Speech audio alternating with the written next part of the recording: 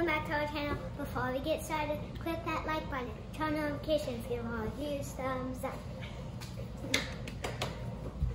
I wanted to share this because as one of Jehovah's Witnesses, no longer one of Jehovah's Witnesses. By the way, my name is Ina Irby, and I'm a mom. I'm not a therapist.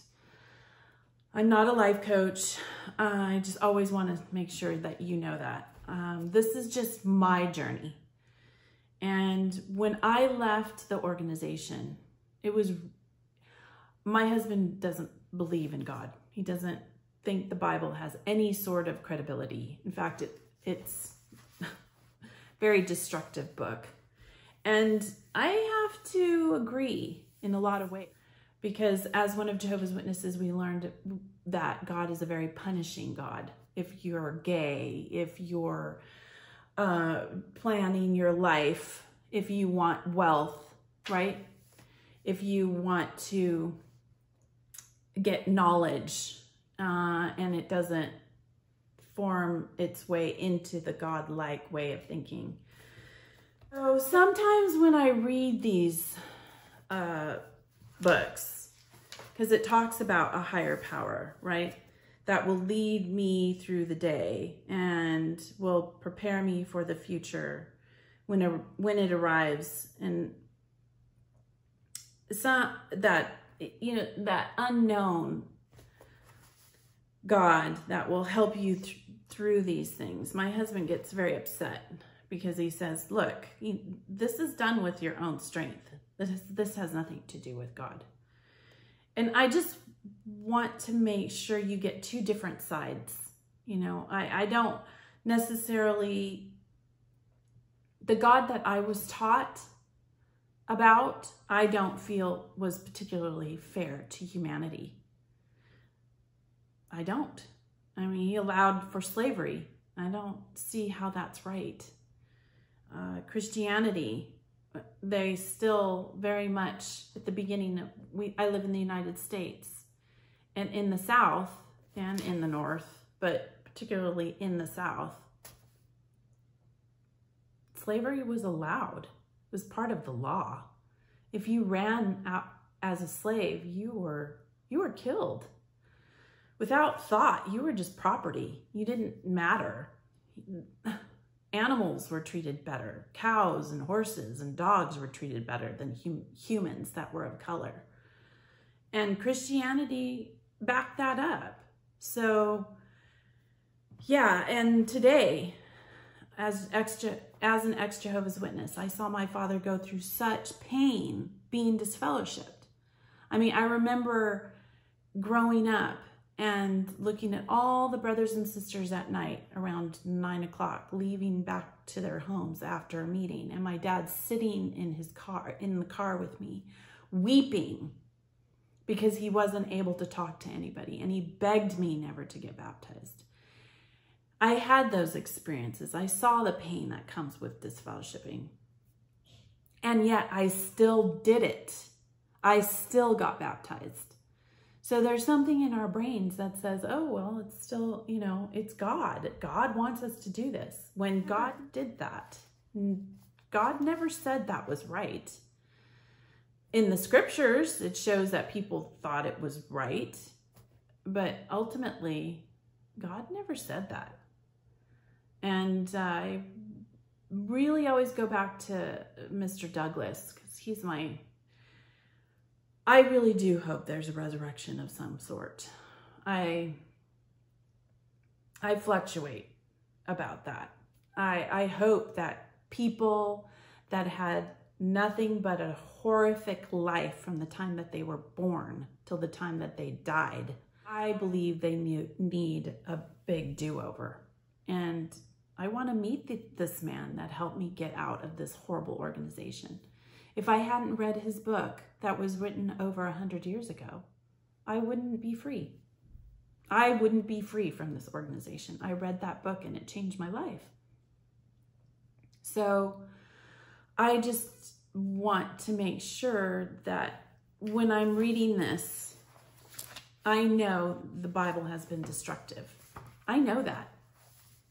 And so when this book talks about a higher power, I still struggle with that higher power because it's allowed so much badness. The one that I was taught about, he was harsh and unkind.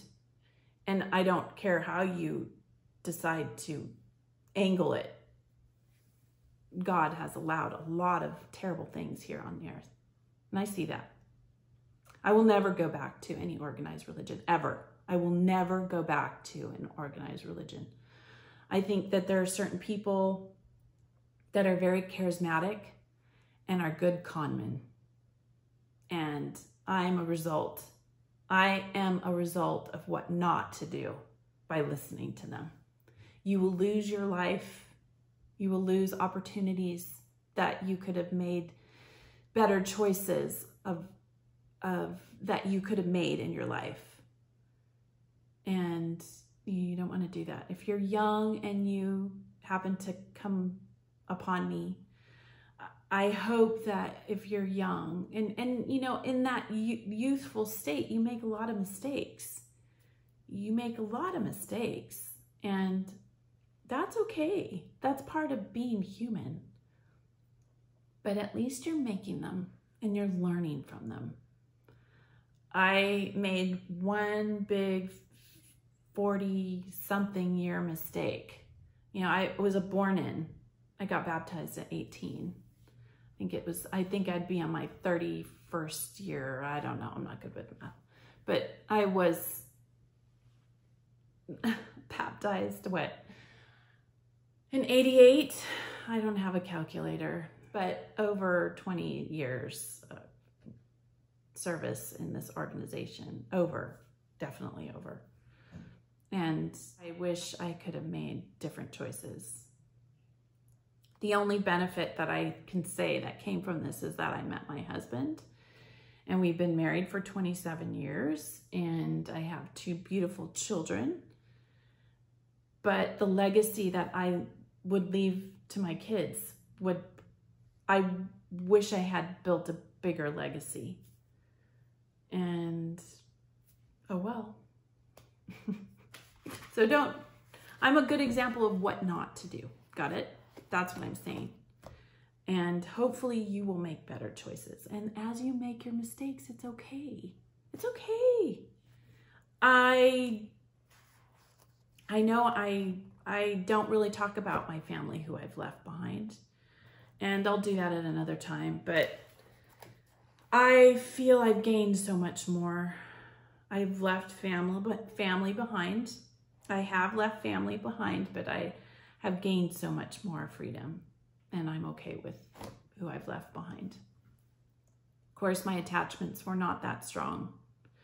Your circumstances may be very different, and you love the people that you have left behind. I wouldn't consider them very healthy. You can't go back into an organization with people that have that same mindset and feel like you're going to be in a healthy state of mind, or around people that have a healthy state of mind. So that was something that I really considered. I didn't want to ever have to fake who I was around my friends, because that's basically who I had an attachment to, or were friends that I cared about, or I thought that cared about me. And I think they do, and I think they're very sincere in what they're doing, but it's also very dangerous.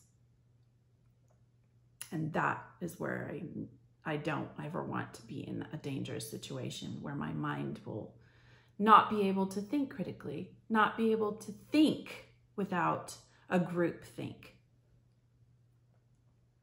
So I'm grateful that I left.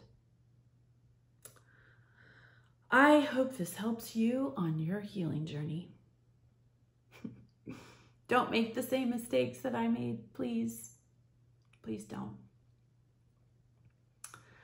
Follow your bliss and be a good human.